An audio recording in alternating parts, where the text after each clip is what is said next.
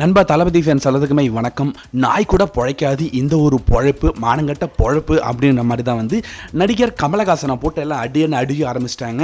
நீ எல்லாம் ஒரு ஆள், எங்கள் தளபதி விஜய் வந்து பேசுறதுக்கு உனக்கு என்ன தகுதி இருக்குது? நீ வந்து ஒரு திமுக கொத்தடிமை, அறிவாலய கொத்தடிமை அப்படின்ட்டு வந்து தளபதியோட ஃபேன்ஸ் வந்து இந்த ஒரு கமலஹாசனை போட்டு அடிக்கிறாங்க. அது மட்டும் கிடையாது, கமலஹாசன் ஒன்று பேச போய் தான் இவ்வளோ ஒரு அடி இருந்துட்டு இருக்கு. ஏன்னா ஏற்கனவே வந்து கமலஹாசன் வந்து என் தம்பி விஜய் பற்றி நான் பேச மாட்டேன், எனக்கு அவர் தம்பி மாதிரி, நான் அரசியலுக்கு வந்தாலும் அவரை பற்றி பேச மாட்டேன் அப்படின்னு வந்து தளபதி பற்றி பேசுறதே வந்து அவாய்ட் பண்ணிட்டு இருந்தாரு. ஆனால் இன்னைக்கு கடந்த 2-3 நாளாக வந்து திமுக வந்து சொம்படிக்க ஆரம்பிச்சிட்டாரு. அது மட்டும் கிடையாது, சேகர் பாபு வந்து ராஜராஜ சோழன் அப்படின்னு சொல்லிட்டு தமிழ்நாட்டில் உள்ள தமிழர்களோட மானத்தையே வந்து வாங்கிட்டாரு. அது மட்டும் கிடையாது, எல்லா தமிழர்களும் சேர்ந்து அந்த ஒரு கருத்துக்காகவே வந்து கமலஹாசனை போட்டு அடிச்சாங்க.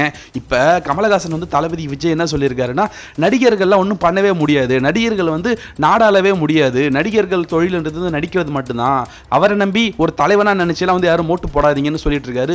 யோ நீயே முதல்ல ஒரு நடிகன் தான் அப்படின்ட்டு தான் வந்து எல்லாரும் வந்து அடிக்க ஆரம்பிச்சிட்டாங்க. நீ என்ன தொழில் பண்றன்றதே மறந்துட்டியா என்ன? நீலாம் வந்து சோத்துல உப்பு போட்டு தான் சாப்பிட்றியா? என்னையா நீ டிவியை போட்டு உடச்சிட்டு ரிமோட்டை போட்டு உடச்சிட்டு இப்போ திமுக வந்து சொம்படிச்சிட்டு இருக்க? நீ வந்து ஒரு நடிகன் தலைவனாக கூடாதுன்னு வந்து பேசிட்டு இருக்க. அப்ப நீ யார் அப்படின்னு தான் வந்து எல்லாரும் வந்து அடிக்க ஆரம்பிச்சிட்டாங்க. அது மட்டும் கிடையாது, திமுகவில் முக்கிய எம்எல்ஏக்கள் இருக்காங்க பாத்தீங்களா, KN நேரு, அது மட்டும் கிடையாது, 10 ரூபா பாலாஜி இருக்காரு. 10 ரூபா பாலாஜியும் வந்து அவர் வந்து சூப்பரானவர், மக்களுக்கு நல்லது பண்ணக்கூடியவர் அப்படின்ட்டு வந்து பிரச்சாரம் பண்ணிட்டு இருக்காரு கோயம்புத்தூர் முழுக்க. இதனாலேயே இந்த ஆளு மேல வந்து ஒரு பெரிய அதிருப்தி ஏற்பட்டு போற இடம் ஃபுல்லா வந்து கூட்டமும் மறாம பெரிய செருப்படி கொடுத்துட்டு இருக்காங்க மக்கள் இந்த ஒரு கமலஹாசனுக்கு.